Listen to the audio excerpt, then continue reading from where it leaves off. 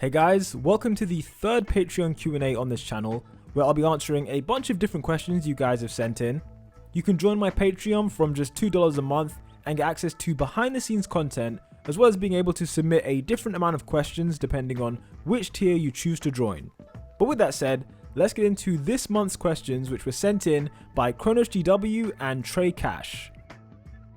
The first question is, what are your thoughts on if Shinzo was to take Eraserhead's spot in the fight against Shigaraki? Do you think Shigaraki could break free of mind control with All For One's quirk, similar to how Deku broke free of it? So to start with the second part of that question, I do think Shigaraki could break free of it, and there's a pretty simple reason. It's all about consistency. So back in the sports festival when Deku broke free, Midoriya, he specifically said that he was the one who broke himself free, but it was because the vestiges gave him a second, like they woke him up basically for a second. In that second, it gave him an opening to wake himself up. By this point in the manga, we've seen the similarities between All For One and One For All, and we also got those panels with All Might being really secretive about the true nature of One For All, not to mention Deku pondering, the similarities between it. So clearly the quirks are almost linked in a way, especially with the whole vestige world situation. In the most recent chapter, we see All For One literally in the vestige world of One For All.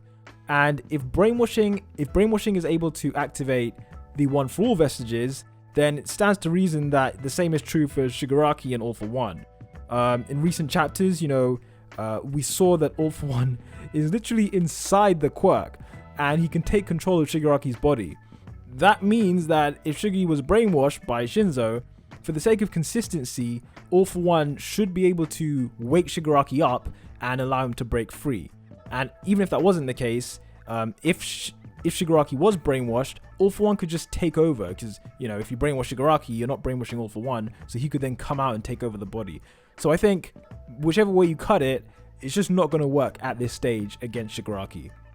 To answer the first part of your question about Shinzo taking Eraserhead's spot during the battle, I know you were just talking hypothetically, but yeah, it wouldn't happen anyway because Shinzo still is not on the hero course yet. The students are still in their first year, and Shinzo isn't joining the hero course until his second year. So it would be kind of irresponsible to have a general studies student on the battlefield right now. So yeah, he's not going to be involved for the time being, although you guys know I love Shinzo, so I hope he gets a chance to shine later during this arc.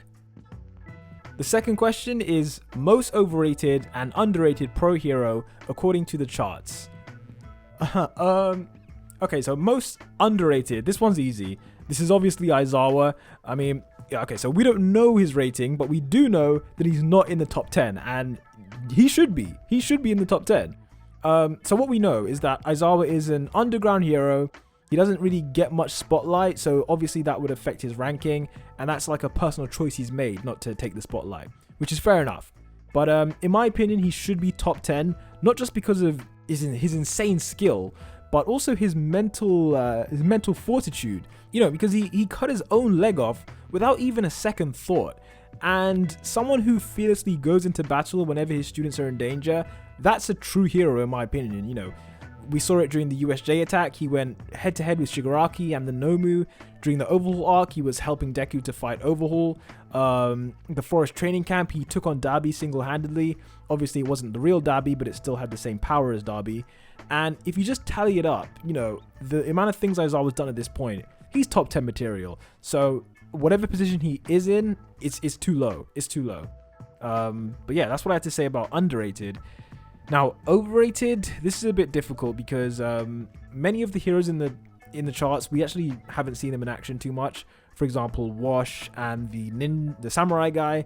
So if I'm just thinking about the heroes that we've truly seen in action, I would say Kamui Woods would be the most overrated because he's 7th on the pro hero charts. And not saying he's bad, obviously he's not a bad hero or anything like that, but there's been a few moments when he's been trying to do stuff and it's just not worked out. The one that comes to mind first is episode 1, when he was trying to restrain that villain, and then Mount Lady comes in making her debut and she outshines him. So that was interesting. And then obviously during the battle at Kamino, he kind of captured everyone, but then they got transported away. So it's like he didn't really solve anything there. And then obviously during the war arc, Dabi just burnt him to a crisp. Now, he did come back from that, and he did help tie Mount Lady to Gigantomachia, but still, he's taken too many L's for my liking. You know, you can take an L here and there, but those are just the ones that I remember. There might be more instances where he's failed a bit. So yeah, I'm gonna say Kamui Woods. The third question is 1v1. Could Deku beat any top 10 pro hero right now? If so, who? How about the other big names from 1A versus any top 10 in a 1v1? So regardless of how powerful Deku is, I mean, as a first year student, his level of skill could never surpass a top 10 pro hero. I think that's just a fact. That said, because he has such overwhelming strength on his side, I do think he could beat some of the top 10 heroes, especially now that he has multiple quirks which he can combine and use at the same time. So yeah, he can do it if we were to take Deku at his best. And I would say his best is probably right now when he's fighting Shigaraki. You know, he's using Float, Black Whip, and he's giving 100% smashes. So right now is the best we've ever seen Deku. And when you look at the top 10, yeah, I'd say he could hypothetically beat most of them at his best right now.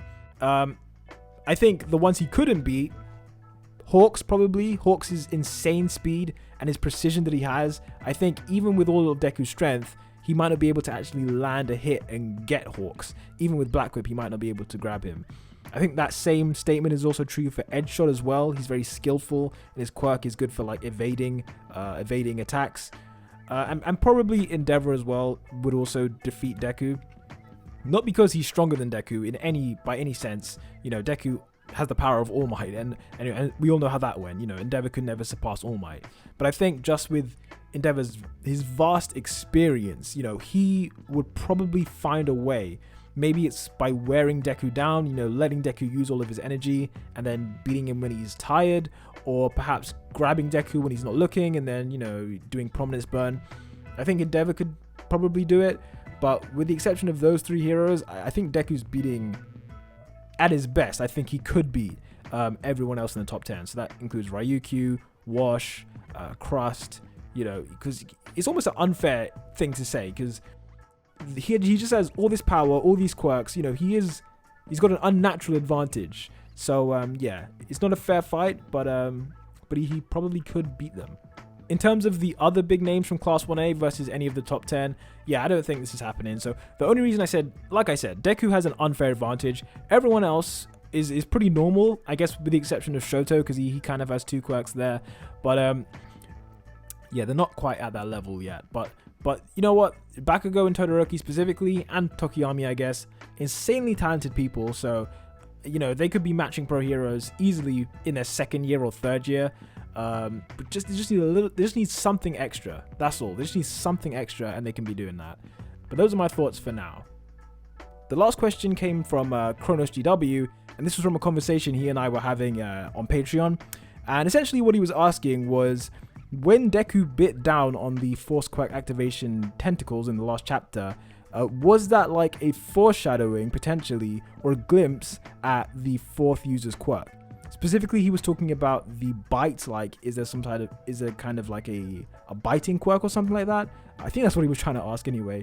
But basically, my take on that is Deku biting Force Quirk activation was almost just his pure anger coming out, because we see that his right hand was, you know, in action, his left hand was in action. So it's like he's already using both his hands. So what else can he use to destroy them? Oh, my mouth's right here. Let me bite down on it too. It's kind of just like him trying to destroy it no matter what, because he had just seen those tentacles impale Bakugo. You know, his friend is seriously injured because of this. So he was just doing anything he could to destroy it. You guys know, I think the fourth user's quirk could be decay, but, you know, it could also be something else. And I've seen a few people theorize in my comment section that it could be forced quirk activation. You know, that was the fourth user's quirk. And if that's the case, that would be great foreshadowing, because he's biting down on force quirk activation while secretly, you know, he doesn't know this, but he's going to inherit it later. So obviously time will tell, but that would be good foreshadowing if it was the case. That was all I had for this Q&A today, guys. If you want your question answered, then please do check me out on Patreon. You know, submit your questions and they will be answered. It can obviously be about My Hero Academia, and also Black Clover, One Punch Man, Attack on Titan, JoJo's, but only up to part 5 because I haven't read part 6 yet. And until the next one, peace out.